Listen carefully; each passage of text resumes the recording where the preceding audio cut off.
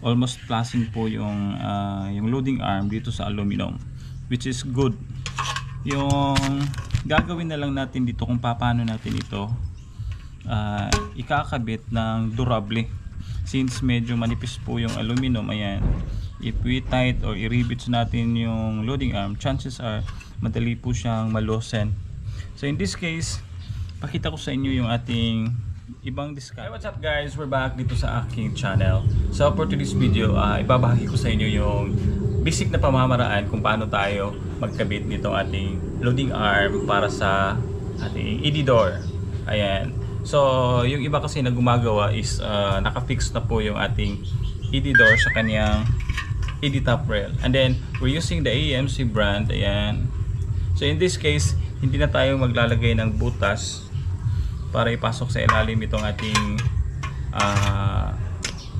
anong tawag dito, loading arm ng ating overhead closer, dahil nga po yung EMC is enough lang po yung kanyang space dito sa ibabaw na bahagi. Ayan. Pero bago tayo mag-proceed or ipatuloy itong ating video, kung bago lang kayo dito sa aking channel, please subscribe and then palike and share na rin itong ating video, at huwag kalimutan i-click ang notification bell para updated kayo sa mga susunod pa natin. So one thing I've noticed sa ibang gumagawa nitong ED door, yung pagkaka-setup nga pala ng kanilang loading arm is nakapix na po ng pagganyan. So chances are hindi na po ninyo ma-adjust yung ating door, dahil nga po nakapix na po yung tornilyo. At the same time, yung ED bullnose or yung bullnose style rather with groove is wala pong butas dito. So how can you adjust your door without a hooling or yung axis nyo para ma-adjust nyo po yung door? So in this case, ginawa natin yung eksaktong pamamaraan nang sa gayon ma-render natin yung tamang serbisyo dun sa ating customer. So without further ado, gawin na natin yung ating actually this is not the usual na pamamaraan, dahil nga po yung ginagamit natin before na mga ED top rail is hindi po kagaya nitong sa EMC. Yung sa EMC kasi yung space niya sa ibabaw is just enough sa ating mga loading arm. Ayan, kung napapansin nyo po, almost flashing po yung loading arm dito sa aluminum, which is good. Yung gagawin na lang natin dito kung paano natin ito ikakabit ng durable, since medyo manipis po yung aluminum. Ayan, if we tight or i-rivets natin yung loading arm, chances are madali po siyang malosen. So in this case, pakita ko sa inyo yung ating ibang diskarte in which I think makakatulong, at the same time it will add durability sa ating mga ED door. So bali nakabit ko na nga pala yung mga bracket. Ayan, this is how I place my bracket sa ating bullnose style as well as dito sa kabila. Ayan, gumamit tayo ng screw. Actually pwede naman po yung rivets, but since yung rivets natin is just enough, so minabuti kong gamitin na lang itong ating metal screw since marami naman tayo, and then I can assure na mas durable po yan. So ikakabit na po natin yung ating loading arm. So since given na po yung ating, kumbaga may naka-enclose naman po na procedure, actually madali naman po siyang sundan. Ayan, may manual po sa Royal Guard na brand. So this is the cheapest door closer na available sa market. Ayan. So in this case, like I said, meron na tayong manual. So all you have to do is to read and comprehend para masundan nyo po yung manual. Pero since kabisado ko na po yung sequence or yung pagkakasunod na gagawin dito sa ating ED door, so there's no way na sundan pa natin yung ating manual. Wait lang guys. So in this case, since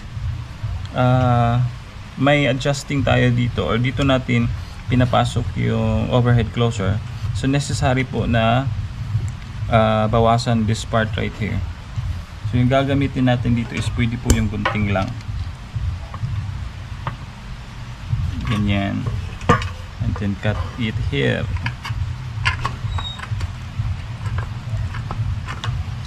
that's it.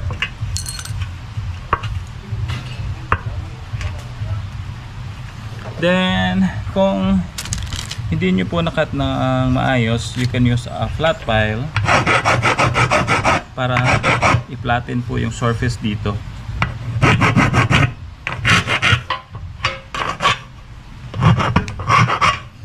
Then saka tayo mag-proceed sa pagkakabit nitong ating loading arm. So like I said, may ano tayo guys, may special technique. Kumbaga, actually this is not special. Kumbaga, ginagawa na rin po ito ng ibang mga installer. So in this case, ibabahagi ko lang sa inyo nang sa gayon matuto rin kayo, especially sa mga baguhan or sa gustong mag DIY. So ito yung ating secret guys, since nasabi ko na nga po na medyo manipis po yung aluminum. So kung i-direct natin ito dito sa kanyang top rail, ED top rail, chances are madali po siyang ma-loosen or ma-remove yung mga tornilyo, at the same time yung mga rivets kung i-rivets nyo po.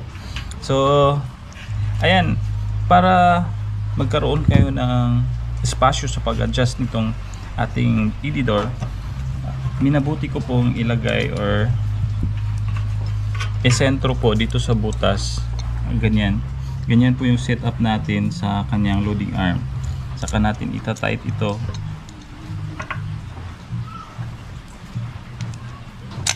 Wait lang mga peeps, medyo ganyan. Then saka natin lagyan ng tanda para sa kanyang mga holding guys. So ito na po yung kanyang alignment. Make sure na nakasentro po yung space. At least maglagay kayo ng 1/16 clearance dito, as well as dito sa gilid. And sa gayon, when you remove this one, mas padali po siya. Dahil nga po yung iba is sobrang kipot, so mahihirapan kayong mag-remove nito. And then sometimes malaki rin yung butas, sobrang ugly naman tingnan. So make sure na tamang-tama lang yung pagkakalagyan nyo ng or pagkakabawas nyo dito. So let's proceed then. Tips na rin, make sure na nakasentro po yung pagkakaposisyon ng ating loading arm dito sa kanyang ED top rail. So let's do this guys. Lagyan lang natin ng tanda. Then another one here.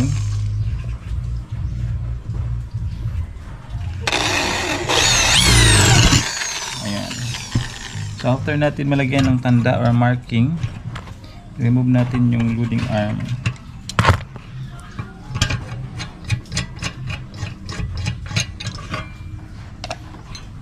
So shoutout nga pala kay Ka-Aluminum. Salamat po sa panunood. So ito na po yung I think proper na pagkakaposisyon. Then saka natin ilalagay yung mahiwagang kahoy. So you can use any type of wood, especially yung yung mas durable, kumbaga hindi po yung marupok. So this one, I think this is the Archimelina. So pasok lang natin dito sa ilalim guys. Ganyan.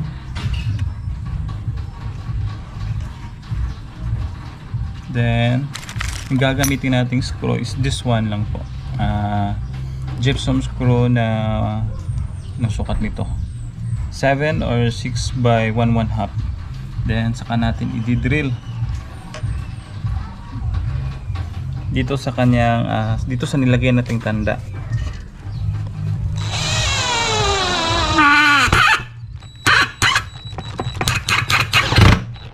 Ayan. So if you find it hindi po level, you can loosen it. Ayan, buugan mo muna. Then pwede kang mag-proceed sa ibang part or ibang huling. Wait lang guys, medyo nahihirapan yung ating camera. Nag-igham pa.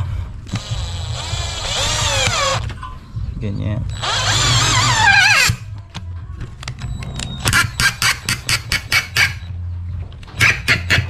Taas na.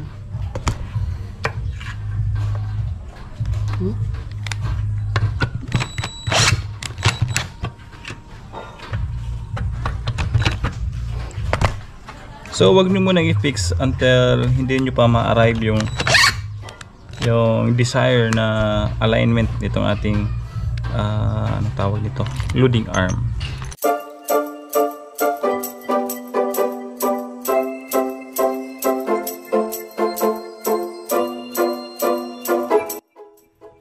So ayan guys, na-arrive na natin yung tamang clearance or pagkakasentro ng ating loading arm. So that's how I do it. And then yung next natin gagawin, in this case, yung ating nilagay na, ayan, itong butas na ito. So since medyo hindi po siya ganun kalaki, ika-counter natin yan guys using a 5/16, 3/8 or any drill bit na medyo malaki.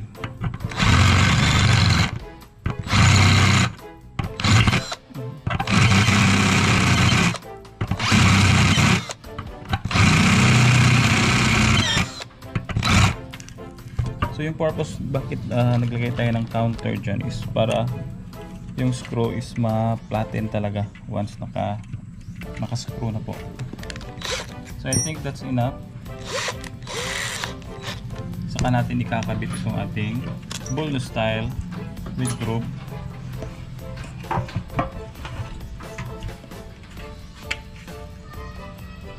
So wait lang guys.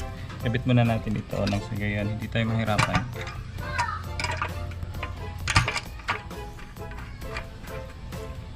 So if you wanted to add more durability, you can add screw. Pwede kahit saan dito sa mga bakanting spasyo. But in this case, I think tama na po yan guys. Durable na po yung ating door dahil nga po sa ating nilagay na kahoy. Ayan, ito yung ating kahoy sa ilalim. Pampatibay. May ganon factor, pampatibay. That's it. Then patong natin dyan. So hindi po siya flatten talaga. So sumabit po sa ating kahoy. Kaya gagawin natin, babawasan natin yung ating kahoy.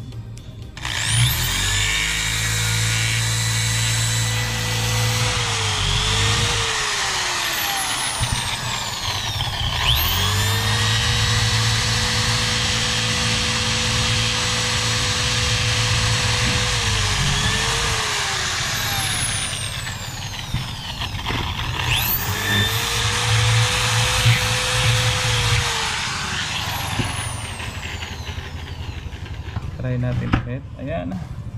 Pasok na po. Then saka natin babarinahan yun guys. So syempre yung ating gagamitin screw is yun pa rin po. Gypsum screw na 1/2 by 1. Then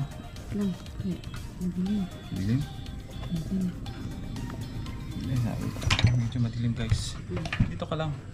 So gayon kitang kita sa kanilang mga dyan. Okay, distansya lang ay napay doon. Huwag mo lang iduot lang.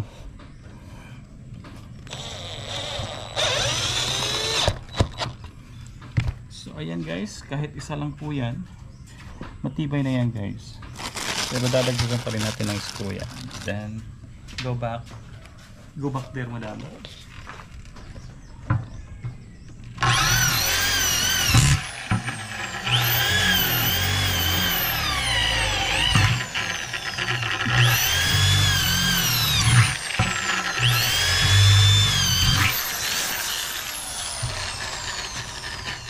So in this part right here, yung gamit nating tornilyo, yung screw is 8 by 1/2 na metal screw.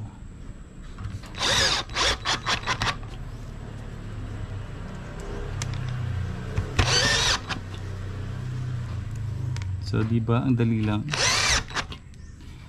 So sa mga gustong matuto, keep watching our videos and then pa-subscribe na rin itong ating channel nang sa gayon hindi po kayo mahuli sa mga tutorial videos natin.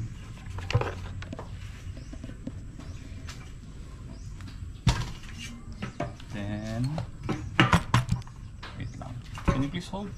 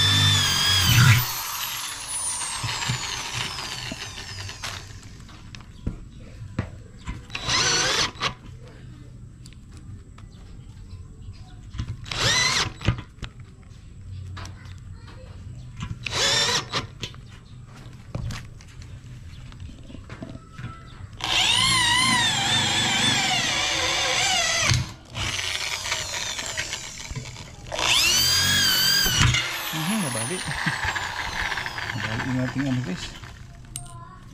Nabali yung ating drill bit. Okay lang yan.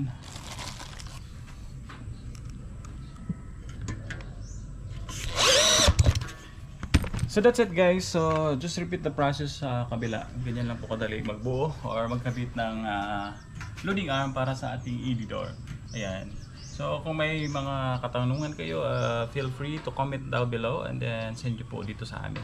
Sa gayon, magawa natin ng pamamaraan or ano pong pwede natin gawin sa mga future upload natin. At the same time, yung ating mga future na ginagawa sa aluminum and glass fabrication. So again, sa mga bago lang dito sa aming channel, make sure to subscribe this channel and then pa-like and share na rin itong ating video. At huwag kalimutang i-click ang notification bell. So this has been Fongswork together with my YP. Ayan. Bye bye for now. Merry Christmas. Have a good day.